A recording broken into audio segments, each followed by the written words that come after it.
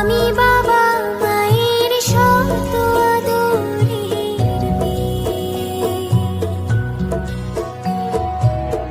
আমি বড় হই সকলের ভালোবাসা নিয়ে, আমার দু চোখে অনেক স্বপ্ন থাকে, আমি পড়ালেখা শিখতে চাই।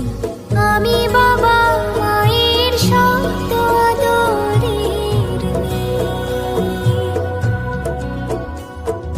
যদি চার দেয়ালের মাঝে কাটি সারা জীবন, তাহলে থাকবো শুধু বোঝা হয়ে।